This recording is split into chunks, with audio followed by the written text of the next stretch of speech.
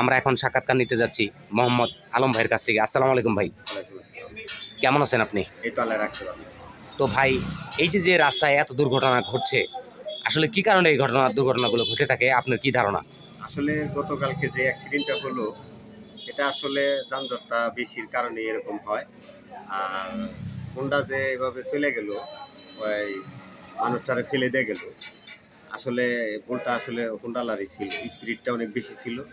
আর রাস্তা তো যানজটটা একটু বেশি, এটা জানতে বুঝতেছেন, সে কারণে হয়তো অ্যাক্সিডেন্টটা হয়েছে। আল্লাহ ওনারে বাঁচায় রাখছে, তেমন কোনো সমস্যা হয় নাই। তবে আসলে ফোরলেন রাস্তাটা হইলে আমাদের জন্য খুব সুবিধা হইতো। এটা অনেক জনবহুল রাস্তা, গাড়ি ঘোড়াও বেশি, সেজন্য এরকম মাঝে মধ্যে আমাদের একটা মরণ ফাঁদ তৈরি হয়ে গেছে। প্রতিদিনই দেখা যাইতেছে যে অ্যাক্সিডেন্ট একটা সংক্রান্ত ঘটনা এদিক সেদিক ঘুরতেছে। এই হলে আমার কথা আর কি। আমি চাই যাতে রাস্তাটা আর একটু ভালো করে সংস্কার করা হয় এবং ফোরলেন করা হয়, সেটাই আমাদের কথা আর কি। ঠিক আছে ভাই, ভালো থাকবেন।